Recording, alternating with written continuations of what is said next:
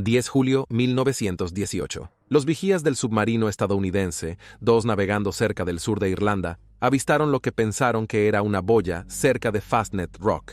Eso es, hasta que su capitán Paul F. Foster, tras una inspección más cercana, se dio cuenta de que se habían topado con un submarino naval alemán imperial, específicamente el UB-65. Entrando en acción, la tripulación estadounidense estaba preparando un ataque con torpedos, cuando de repente el submarino fue envuelto en lo que parecía ser una explosión submarina que consumió el estrecho casco similar a un tiburón del submarino enemigo. Rápidamente, se sumergió en las olas, privando a Foster y su tripulación del mérito por destruir el submarino. Pero sin que él o ninguno de sus hombres lo supieran, su presencia en este evento marcaría el final de un misterio que ha dividido a los historiadores militares y a los investigadores paranormales durante décadas. UB-65 tenía la reputación de ser un submarino maldito y uno en el que la muerte aparentemente no garantizaba la escapatoria para las pobres almas a bordo. Su misteriosa desaparición, aparentemente presenciada por Foster y sus hombres, solo ha consolidado la historia de la maldición del UB-65, y se dice que su tripulación temía mucho más al espíritu de un antiguo oficial fallecido que a los buques de guerra aliados que los cazaban en las frías profundidades durante la Primera Guerra Mundial. En este episodio, vamos a examinar el verdadero servicio de guerra del UB-65 e investigar esta leyenda para establecer si realmente hay alguna verdad en la historia del supuestamente embrujado U-Boat o si fue, como algunos creen, el resultado de un plan elaborado por los aliados para combatir la amenaza submarina. Bienvenidos a Guerras del Mundo.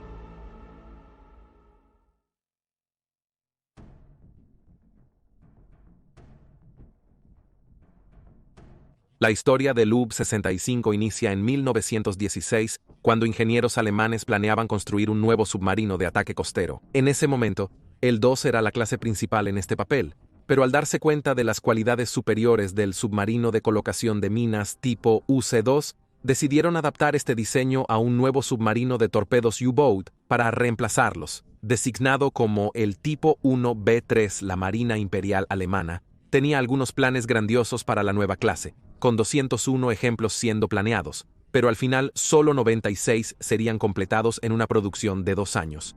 En la superficie, el V3 desplazaba hasta 555 toneladas, esto aumentaba a 684 toneladas, cuando estaba sumergido, y medía 55.3 metros de largo, tenía una manga de 5.76 metros y un calado de 3.67 metros.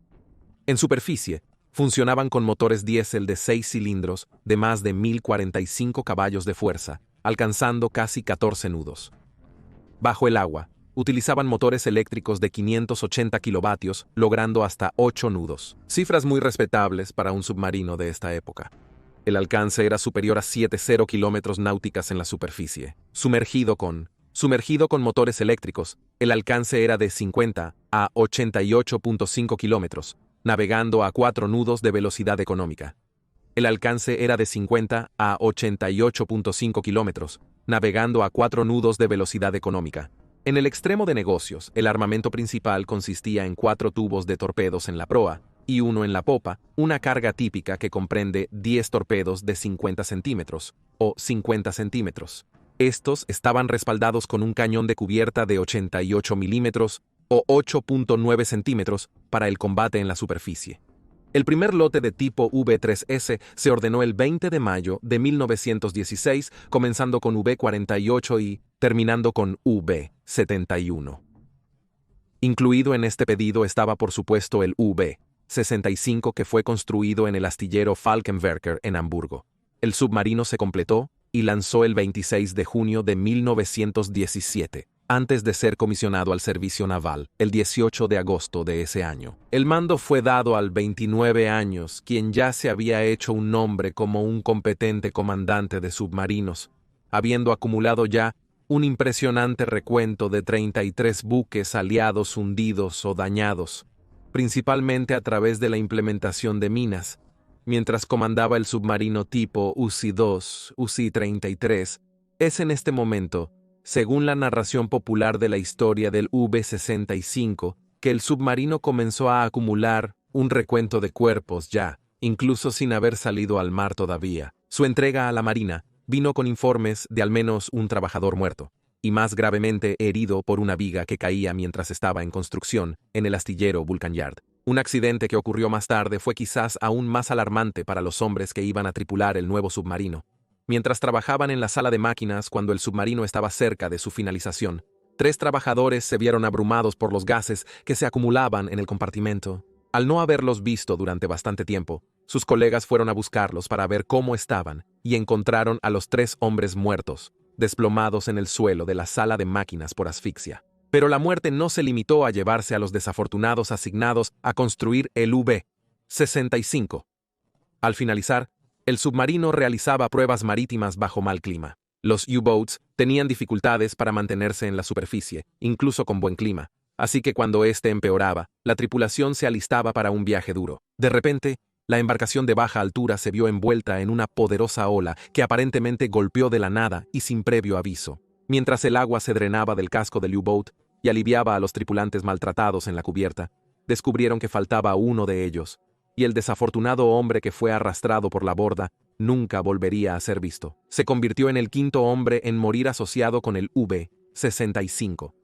Como si no fuera suficiente muerte para rodear a un solo buque, durante una inmersión de prueba, parecía que el maldito U-boat enviaría a toda su tripulación a la tumba.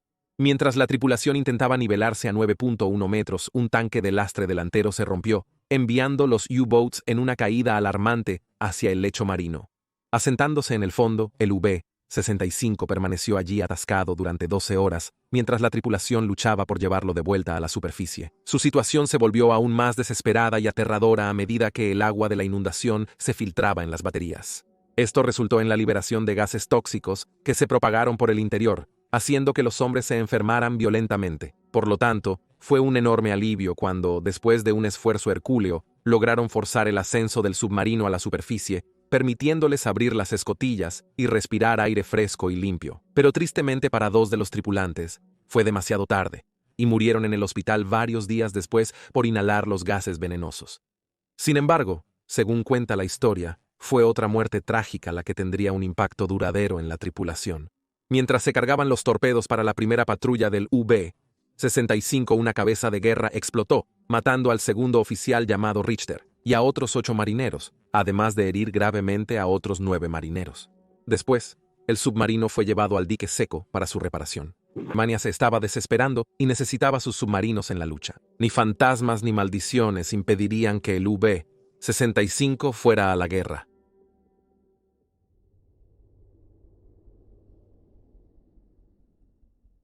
Al entrar en servicio con la Marina Imperial Alemana, el V-65, bajo el mando de Scheller, se unió a la flotilla V-5 y comenzó operaciones alrededor de las Islas Británicas, con la esperanza de estrangular a Gran Bretaña hasta someterla, negándole materiales de guerra vitales del extranjero y evitando el envío de hombres y armas a Francia y Bélgica, donde ahora también se estaban involucrando grandes números de tropas estadounidenses.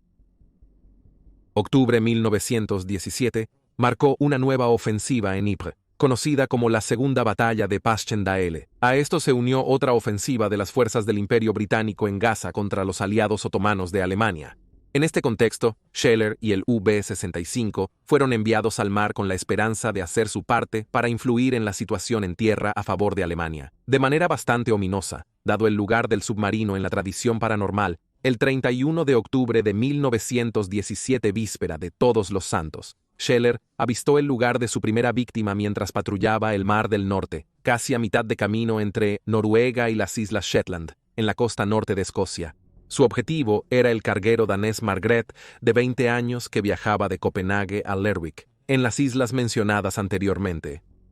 Scheller realizó su ataque, pero no logró hundir el vapor de 1.277 toneladas. La embarcación dañada logró llegar a salvo. La Marguerite fue posteriormente reparada y puesta de nuevo en servicio, pero fue capturada por la tripulación del UC-59 el 12 de diciembre de 1917. Scheller y su equipo se toparon con el Belleville, un velero sueco de 40 años en el mar de Irlanda. Scheller y sus hombres abordaron y hundieron el barco, retirando a la tripulación, lo que resultó en el primer hundimiento exitoso del V-65. Scheller tendría más éxitos más tarde ese día cuando avistó el vapor de 1866 toneladas Charleston llevando un cargamento de carbón destinado a Bear Haven, en Canadá. Scheller atacó y hundió el barco e incluso tomó prisioneros a 2 artilleros navales que estaban a bordo.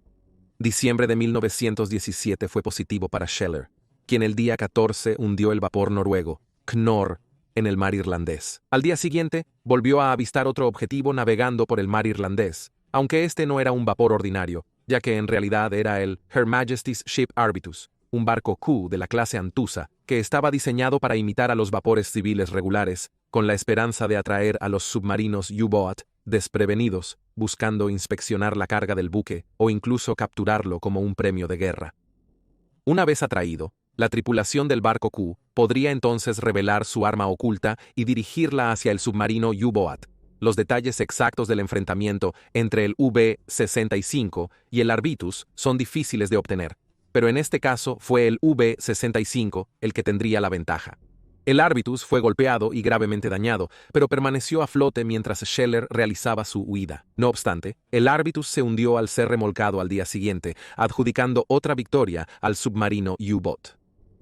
No sería hasta la primavera siguiente que el V-65 volvería a la contienda, hundiendo al carguero noruego Hafner a 32 kilómetros al sureste de Tusker Rock, frente a la costa del condado de Wexford, en el sur de Irlanda.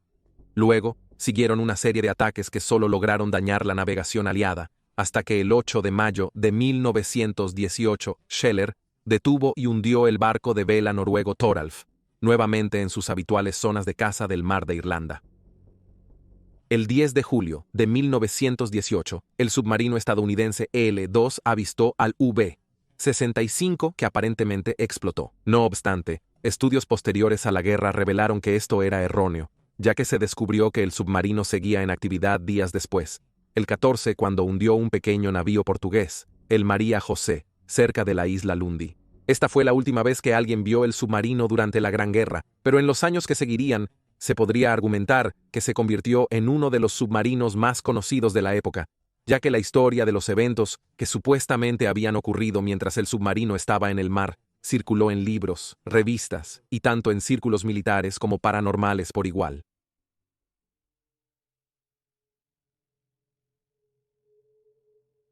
A simple vista, la historia bélica del V-65 parece común e insignificante frente a otros submarinos más exitosos, pero si se confía en los relatos, su tripulación vivió una experiencia de guerra muy atípica. Antes de profundizar en la leyenda del submarino encantado con más detalle, debemos tomar un momento para recordar que servir en un submarino de cualquier marina durante la Gran Guerra fue un acto valiente en sí mismo. La tecnología aún era bastante nueva, y las tácticas de la guerra submarina aún estaban evolucionando. A menudo, los submarinos poco fiables eran tanto una amenaza para sus tripulaciones como el enemigo, por lo que se requería un cierto nivel de fortaleza psicológica y serenidad para ofrecerse como voluntario para el servicio en submarinos. Sin embargo, al igual que muchos marineros de años pasados, la superstición seguía siendo una compañera de tripulación para las tripulaciones de los U-Boats, siendo estas presagios tanto buenos como malos en su naturaleza. Y cuando el V-65 entró en guerra a finales de 1917, la tripulación sintió abrumadoramente que estaban experimentando lo último, malos presagios. Como si el recuento de cuerpos ya no les hubiera dejado con un sentido de presagio. Entonces, el informe de la aparición del fantasma del segundo oficial fallecido solo les dejó con la sensación de que su calvario aún no había terminado, y que llevarían un tripulante extra al mar con ellos a partir de entonces. Las apariciones del oficial muerto eran frecuentes en la primera patrulla del submarino. Scheller pudo descartar varias de estas como nervios de guerra mezclados con superstición, alimentando algunas imaginaciones muy activas. Incluso intentó hacer creer a la tripulación que las apariciones del fantasma de Richter eran parte de una broma práctica, pero no pudo poner fin a la cuestión de manera definitiva. Todo empeoró para él cuando le llegó un informe de que el oficial de guardia en el puente fue encontrado sollozando incontrolablemente después de afirmar haber visto al difunto Richter subiendo por la pasarela al submarino antes de detenerse frente a él con los brazos cruzados. Otro hombre conocido como Eberhard estaba tan convencido de que el oficial fantasmal lo seguía a través del submarino que tuvo un colapso mental y solo pudo calmarse después de que le administraron morfina. Incluso Scheller finalmente vio el fantasma de su antiguo segundo oficial, espiándolo en la proa del submarino justo cuando estaba a punto de ordenar que el submarino se sumergiera. Además de la aparición, hombres seguían muriendo alrededor del submarino. Tras ser avistado por un buque de guerra aliado, Scheller ordenó sumergir rápidamente el submarino para escapar, pero el UB-65 fue atacado con cargas de profundidad antes. Durante el ataque, un hombre fue arrojado por la borda, donde se rompió 3 costillas, lo que causó graves lesiones internas para las cuales la tripulación pudo hacer poco. Murió poco después. Sus gritos de agonía llenaban el interior del submarino. Aunque tal incidente podría ocurrirle a cualquier tripulación de un submarino, tal era el ambiente a bordo que nuevamente se atribuyó a la maldición que aparentemente llevaba consigo el UB-65. Luego, después de una patrulla infructuosa del estrecho de Dover, en febrero de 1918, el UB-65 llegó a Brujas, Bélgica, para atracar para descansar y reabastecerse, justo cuando los aviones británicos comenzaron un bombardeo. Se informó que uno de los oficiales del submarino, el Oberleutnant Karl Hernig, fue decapitado por la metralla voladora cuando bajaba por la pasarela. Su cuerpo sin cabeza fue impulsado hacia atrás sobre la cubierta del submarino. Esa noche, sus restos fueron cubiertos con una mortaja de lona mientras la tripulación esperaba que se recogiera, cuando otro oficial y 8 miembros más de la tripulación informaron que vieron el fantasma del segundo oficial una vez más, esta vez vigilando el cuerpo. Aparentemente, esto fue la gota que colmó el vaso para la tripulación, y pronto la marina alemana se encontró inundada de solicitudes de transferencias a otros submarinos. La marina alemana lanzó una investigación y encontró a una tripulación desaliñada y genuinamente temerosa de que algo paranormal amenazara sus vidas a bordo del UB-65. Por lo tanto, en un esfuerzo por calmar los nervios de los hombres, se le pidió a un ministro luterano naval alemán, el reverendo Franz Weber, que realizara un exorcismo a bordo del UB-65, probablemente el primero que se realizó a bordo de un submarino. Poco después, el UB-65 volvió al mar, donde fue avistado por el submarino estadounidense L2 días antes del incidente con el María José, que marcaría la última vez que se vio antes de que el submarino y su tripulación desaparecieran en la historia.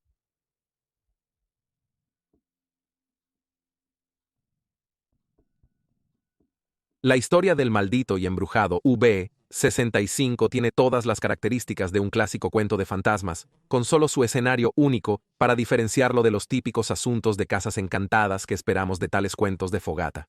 Las misteriosas circunstancias que rodearon la pérdida del buque solo alimentaron la creencia en algunos círculos de que, mientras estaban contenidos dentro de su caparazón de metal, la tripulación del UB-65 pasó sus últimos días luchando contra alguna fuerza sobrenatural y aparentemente perdieron la lucha. Ciertamente hace una historia intrigante, e incluso ha inspirado una película en forma de la película de Dimension Pictures de 2002 Below, aunque el escenario fue cambiado a un submarino estadounidense en la Segunda Guerra Mundial. Pero esto, por supuesto, plantea la pregunta, ¿es realmente cierta toda esta historia? El primer elemento de duda surge cuando descubres que la historia fue llevada a la atención del mundo, no por un alemán, sino por un periodista nacido en Gran Bretaña y teórico naval llamado Hector Charles Bywater.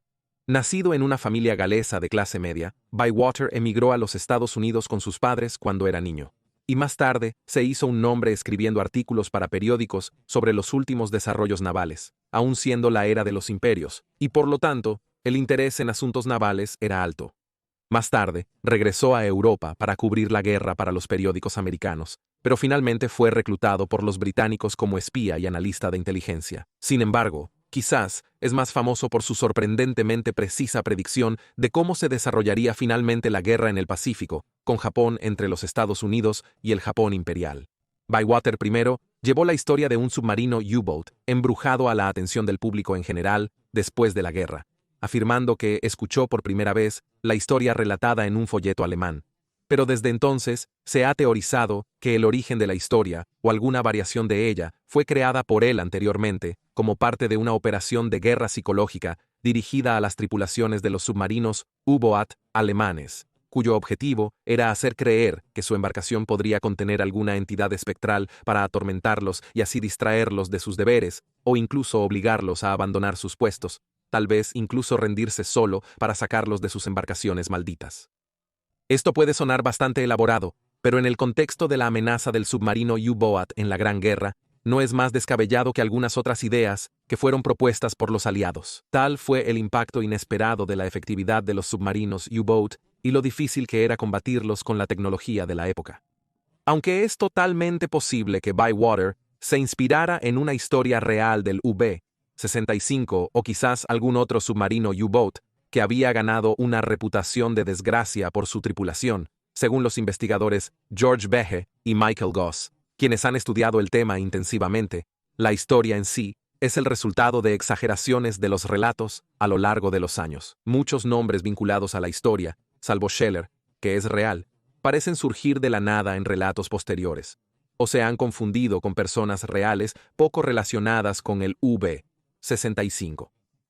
En resumen, los investigadores afirmaron que los documentos oficiales hacen casi imposible creer que el UB-65 estaba embrujado. La responsabilidad de esa leyenda parecida a un rumor en todos sus detalles dramáticos no puede ser rastreada con certeza antes de Hector C. Bywater. Fin de la cita. Pero si la historia fue creada por Bywater, ¿por qué seleccionó específicamente el UB-65? ¿Simplemente seleccionaron un submarino U-Boat al azar de una lista? ¿O fue la misteriosa explosión presenciada por Foster y su tripulación estadounidense la que lo inspiró? De hecho, la aparente desaparición de UB-65 también ha inspirado otra leyenda asociada con ella, que ha sido en gran medida eclipsada por los informes de la aparición. Esta leyenda dice que el UB-65 había sido seleccionado para probar el nuevo torpedo guiado de algún loco científico alemán, y la explosión fue el resultado de Scheller intentando usarlo para atacar el submarino de Foster, solo para que fallara y en cambio se volviera y golpeara el submarino. Esta creencia persistió durante bastante tiempo y solo realmente se desvaneció cuando el naufragio del UB-65 fue finalmente descubierto por un equipo de inspección de la Marina Real y luego investigado por el Canal 4 del Reino Unido para una serie de televisión llamada Detectives de Naufragios. El submarino no tenía signos evidentes de daño por ningún golpe de arma, pero se encontraron escotillas abiertas, lo que indica que al menos algunos de sus 37 tripulantes intentaron escapar de la inminente desaparición del submarino. Si bien esto puso fin a la teoría del arma guiada, solo alimentó la creencia de algunos de que el UB-65 era un barco maldito. La falta de documentación oficial, como señalaron Behe y Goss, se atribuye a un encubrimiento por parte de los comandantes navales alemanes en un esfuerzo por evitar la vergüenza o incluso prevenir que otras tripulaciones de submarinos vieran fantasmas a bordo de sus submarinos. Independientemente de cuánta verdad haya realmente en la historia del UB-65, sigue siendo un misterio duradero y entretenido para ser contado tanto alrededor de las fogatas como a los nuevos reclutas a bordo de submarinos modernos mientras patrullan en las profundidades de los océanos del mundo. Se sitúa en la cima de la tabla de historias de fantasmas marítimos, junto con el holandés volador, el Mary Celeste y el Orang Medan. Pero mientras podemos disfrutar contando y recontando la historia del fantasma de Richter de pie en la proa del UB-65 con los brazos cruzados, para sorpresa de su antigua tripulación, también debemos recordar que la única verdad de la que podemos estar seguros es que 37 personas murieron efectivamente cumpliendo su deber para su país en tiempos de guerra, cuando el UB-65 se hundió por última vez. Sus nombres se suman a los millones que perecieron en el gran cataclismo de la historia, y al final, es allí, dentro de la carnicería de la guerra, donde se puede encontrar el verdadero horror.